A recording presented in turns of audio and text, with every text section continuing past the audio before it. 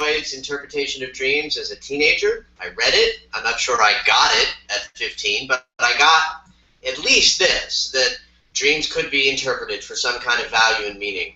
And as would have it in all social settings, whether you're an adult at work or a kid at school, people are constantly saying, I had the craziest dream last night. And in those social settings in high school, people would say, I had a dream, and I would say, hey, why don't you tell me your dream? Let's talk about it. And I had responses.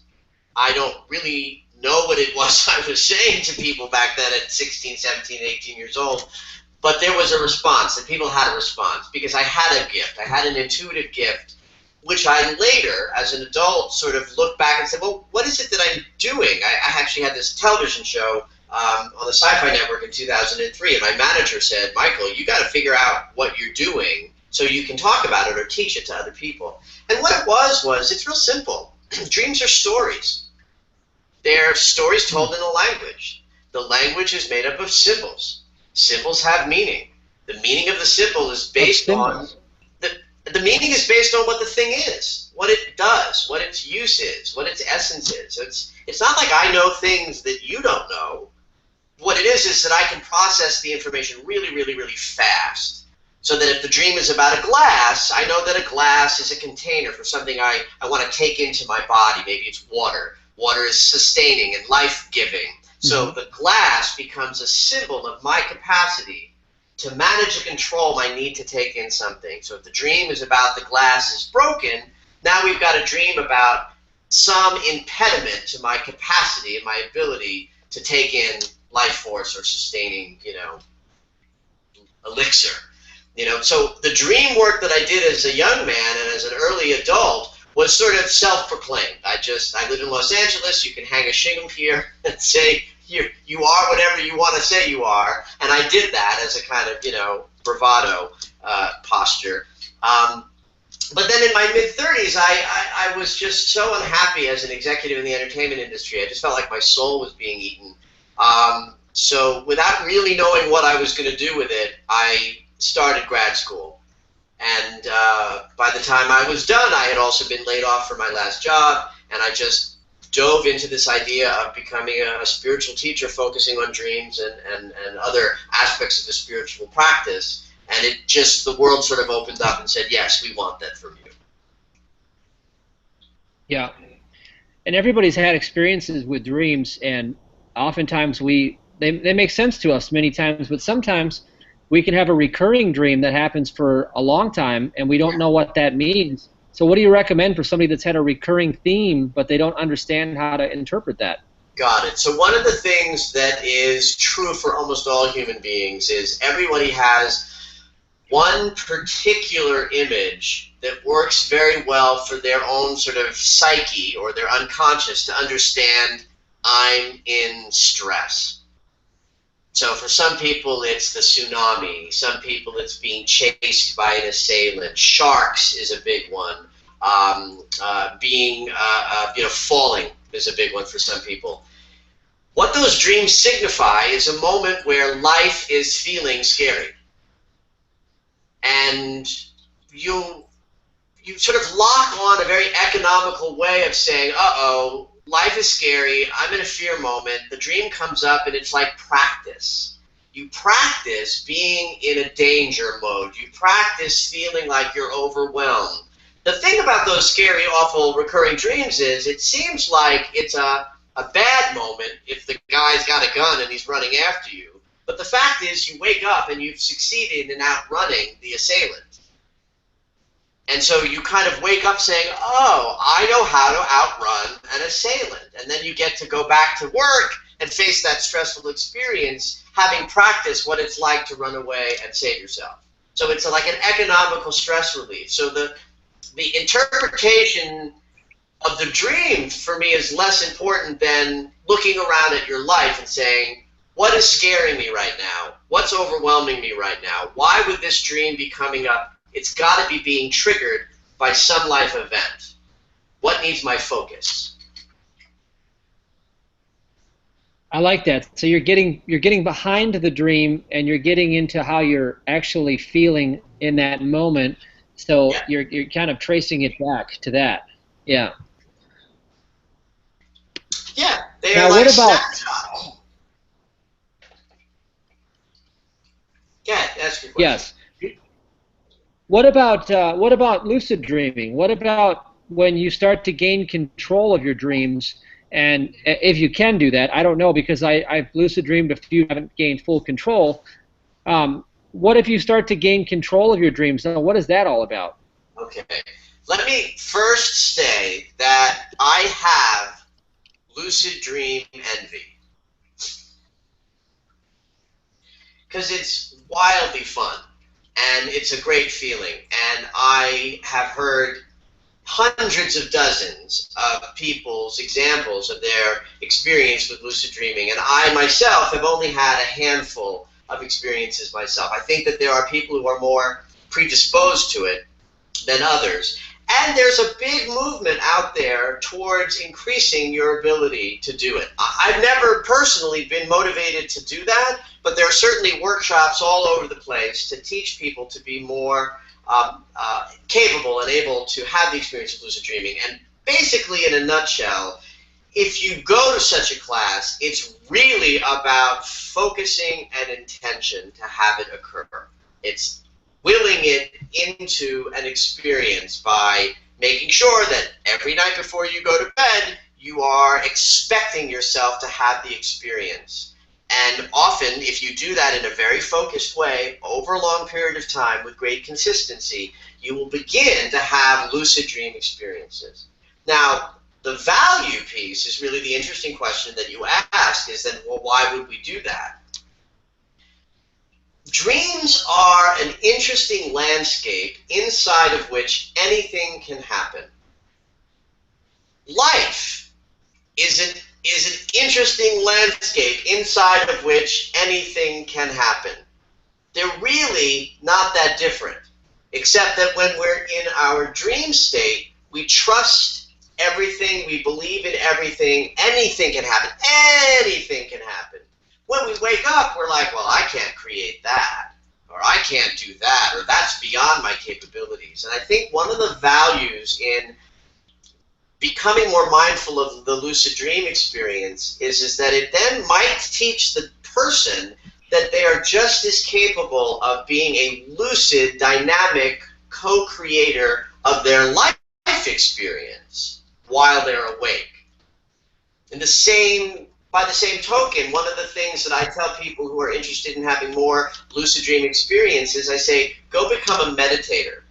Go practice meditation while you're awake. Why? Because it's a similar kind of mindfulness that you want to begin to cultivate, and that might bleed over into the dream state of mindfulness, being aware of your dream experience. And the theme in both directions, whether you're talking about lucid dreaming at night in bed while you're sleeping, or becoming more mindful of your waking life during the day and conscious of your ability to create a magnificent life, it's really the same idea, which is connecting to the power that you have just by virtue of being a human being to create the life of, no pun intended, your dreams. I like that idea of creating the life of your dreams, and I think everybody else is on board with that. So what do you have for tips and recommendations for people that want to be able to do what you can do? Great question. The first thing is you want to cultivate an ongoing relationship with your dreams so that they become more vivid, more frequent, and more available to you. So the way to do that is, number one, you got to put a recording device by your bedside. In this day and age, it can be, it can be your smartphone, or a digital recorder. Of course, in the old days, we did it with pen and paper, and I think that's a great way to do it. So you put the pad next to your bed. More important than just having the ability to write down or record a dream when you wake up in the morning is go to the recording device no matter what. Write down on the dream journal or in the dream journal, gee, I didn't remember anything from last night, and then wait a moment. That's the linchpin. That's the key is not just waiting around for the inspired dream to come along that you'll remember, because if you do that, you might be waiting a very, very long time for the big dream to come and stay in your memory. You want to tell your unconscious mind, signal your unconscious mind that you're interested in opening up that window. And once you've started cultivating more frequent and more vivid dreams that you then remember, I think the most important thing to understand is there's no right or wrong way to interpret a dream. Mostly, they just want your attention. So ruminating about a dream that you've had is of great value. Just thinking about it during the day.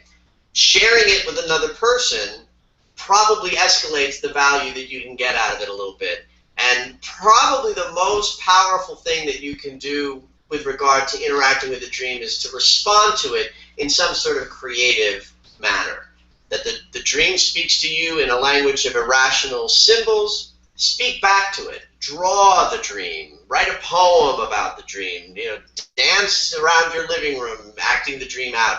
Do something in response to it that's creative and irrational. And it's like your unconscious mind says, "Hey, he or she is paying attention. I wanna throw more, fuel into that fire," and your dream life will increase even more. That's great. So you're engaging and putting your awareness on that aspect, and you're cultivating it and bringing it forward. I remember Reverend Ike said that you never meet anybody for the first time, and he talked about how oftentimes, you may have a dream, and then somebody shows up in your life.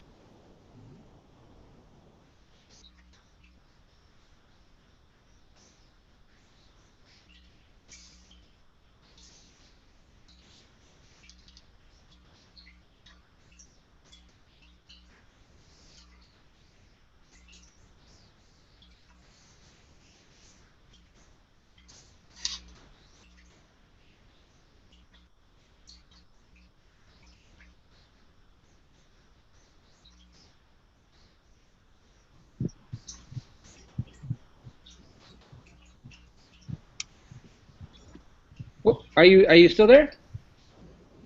I'm here. Are you back? Oh yeah. I must have dropped. You didn't hear what I just said? Take it, huh? What I last heard was Reverend Ike saying, you never meet somebody for the first time. Yep. Okay. So I have had dreams where I've met people in my dream, and then like a day later or 3 days later, they show up in my physical world, and I know it's them because, like you said, I feel it. That's the same person from my dream. Does that happen quite often? Well, here's what I really believe. It is happening quite often. It didn't always happen quite often. There's a thing that's talked about a lot in the New Age community.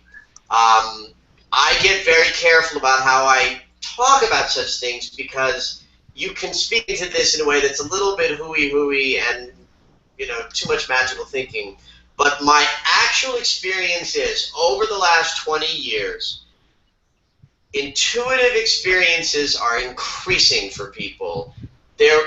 People are much more organically connecting to what I would call the thinning of the veil.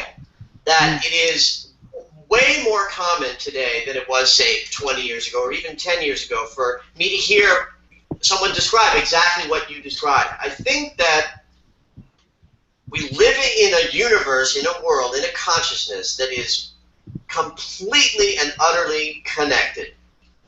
We have a mind that says it's not connected, that it's separate. When we go to sleep, the mind that goes to sleep is the very mind that is telling us we're not connected. And so we are available then in the dream state to our natural intuitive self that recognizes the connection between all consciousness. And so in that connectedness, yeah, absolutely, you're going to be wildly intuitive. So much so that you might, in a way, visit the person that's on their way to you, only chronologically in time, that person might not be around for another 2 days. But in the dream state, where there is no time, time is irrelevant to the dream state, you can connect with that energy because it's on its way over the horizon. The Earth just has to spin a few times to get you to that moment. And I hear this story all the time from people. that they're having more precognitive dreams, more intuitive experiences, and more connectedness. And I think it's one of the exciting things about being alive at this time. Yes. I agree with you as well, and I am meeting people myself, and I'm not even in the dream world, but I hear people tell me about their dreams, and I notice people talk about dreams quite a bit. So what I'm fascinated by is how you bridge the gap between psychology and then the study of dreams. And so what are some of the things that you've done in order to facilitate working with people where you bridge these together and you've seen transformation take place? Well, for me personally, the dream work came first, so that I had many, many years of hearing people's dreams, interpreting them, and having interactions that were intimate and intuitive based on their sharing their dreams with me before I decided to study psychology. That was very beneficial for me in the long run, because by the time I got my master's in psychology, I now had a kind of not only a credential around psychology, but also a lot of new information about what it's like to hold space with another person in a professional and theoretical manner that's healing and helpful. So that I was very naturally able to take my intuitive experience around holding dream space for someone and apply it to what a therapist might do. And so it didn't happen the other way around. A lot of people assume that I became a psychologist first and then specialized in dreams, but it really was the other way around. And so now and then I even have people that I work with very much as a therapist would work with somebody, but the content of our conversation starts with the dreams that they're having. So that the person might be working on improving their relationships or shifting and changing their career goals and aspirations or dealing with a grief or a cycle change in their life. But then we use the dreams that they're having to facilitate a conversation about what their obstacles are, what their fears are, what their shame is, or where their grief is holding them back. And it really becomes a really nice mix of a kind of intuitive kind of, hooey thing with the dreamland, but then real practical, dynamic psychotherapy that is, based in, 100 years of theory of how to help people. Yeah. What I keep thinking of is I keep thinking of the book Think and Grow Rich, where you can you use auto-suggestion before you go to sleep, and you want to induce your mind to give you these dreams. So what have you done with that kind of fun stuff? Well, I encourage people, and I do this myself, to do what's called dream petitioning. Uh-huh. So this is the process where you have a life event that's challenging you, a relationship challenge, or we'll just leave that as an example, because that's a fairly ubiquitous challenge that people have. You set the intention before you go to sleep to have the dream world inform you of something that you need to know or that would be valuable for you to know in order to help you move through this relationship challenge. And then you have the dream, and very often I hear this all the time of people having a bona fide experience of calling upon their dreams for wisdom and information and then getting answers. I'm feeling at the moment sort of a little inadequate to be able to come up with an example that would be titillating and fun for your audience, and I'm not sure that I can off the top of my head, but it works, and I would certainly encourage anybody who's listening to try this, and it's real simple. If you want to codify it in a way that feels practical, write it down. Get a piece of paper or a journal or something where before you go to bed you say, "Dear higher self," or "Dear Michael," or "Dear sleepy time folk, please send me a dream that will help illuminate the challenges I'm having around this situation." And then go to sleep and see what happens. You may just find that you have an interesting dream that speaks to it in some way. And then trust that your soul is working well with you, that you don't have to know exactly what the dream means to feel like you've actually got the value out of it. Yeah, and that's great. Now, I do want to add that if you don't get the answer the first night, you shouldn't give up, because I've done this. And I did it when I had an illness that I couldn't overcome for a long time, and it was weeks later, but I had a vision, and I took myself out into the forest, and I was in Africa, and I saw this tree, and somebody told me I needed to get bee pollen, and I was like, bee pollen? And so I went to the store the next day and I bought bee pollen, and it actually started to help me get better. But it took me a few weeks to get that dream, but I actually got the dream was so spot on that it was like literal. Really cool. Beautiful. I thank God you had a good example, Matthew. I love that. And yeah. I can tell you, I have a weekly group. I work with people with cancer. And I know I heard a great example of this just the other day in that group, and damned if I can remember it. So thank you for having a very specific example. So let me reiterate for your listening audience that what you just described, I've heard hundreds and hundreds of times of people reporting literal guidance, wisdom, and information. Think and Grow Rich is a wonderful example, by the way, to bring to the table, because it is that principle, the principle of my mind is the creative force. If I direct and focus it on something that I want and desire, I'm doing my part. If I otherwise focus on what I'm worried about or what I'm struggling with, you'll create more worry and struggle.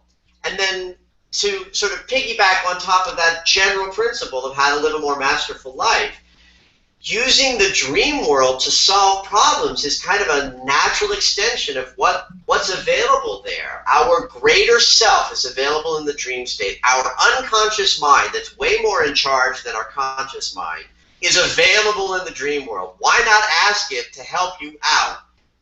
Because it's the place inside of your consciousness that has all the information, all the answers, and all the available tools to help you. That's exactly true, and I know that from experience, and I'm fascinated. Now, you had sent me a book, which is really incredible. Do you want to tell people about the dream book that you put together? Yeah, sure. My second book came out this past May, and it's a book, just a straight dream dictionary. There's probably 1,200 or so terms in it. And it is designed to be sort of your bedside companion, filled with as many dream image possibilities that I and my editors could think of, with sort of channeled universal meanings that I sort of wrote and brought through. It's called Llewellyn's Complete Dictionary of Dreams, because Llewellyn is the publisher. It's available everywhere books are sold, so Amazon.com, BarnesandNoble.com, and bookstores and libraries. And it's being nicely well received. That it's a modern dream dictionary, so there are things like cell phone and texting and aspects of our contemporary life are defined as dream terms. And again, I want to sort of reiterate that while I wrote the terms and the interpretations therein, it's not as if I made it up that I have this information and you don't. It's just that I can do it so quickly. The information is based on, and I think if you pick up the book and look, you'll see that the thing informs what it means. A snake means change, because snakes shed their skins, and the change has already taken place, and it transforms in a moment. The old skin falls off, the new skin's already ready, and so it makes sense that snakes represent a sense of change and transformation. Birds tend to, mean messengers, because we've used birds for messengers for millennia, and or vantage point, the capability of rising higher up to see further out, because that's what happens to a hawk. The hawk gets to fly up a couple of, 100 feet, and see further than you can on the ground. So the hawk in the dream symbolizes your sort of intuitive capacity or your instinctive capacity to see far off into the future. And so hopefully the book contains enough of the symbols that might appear in a dream that just about any dream that you'd have, you'd be able to draw together an interpretation based on stringing a story about the story. The story is the dream. It's told in symbols, then you tell yourself the story about the story using the Dream Dictionary. What a plethora of information. I think the book is fantastic, and if you're listening right now, get yourself this book. Check out Dr. Michael Lennox. Get your pad and paper ready by your bed and start taking conscious creation seriously and use your dreams. And if you need any help with that, contact Dr. Lennox at dreaminterpretation.com. I want to thank you, Dr. Lennox. It's been a pleasure. It's been a short 30 minutes, and we touched on a lot of things, but I know you have so much more to offer, and maybe we'll get you back in the near future. Absolutely. Thank you for having me. It's been a delight. All right. Have a good night. Take care, everybody.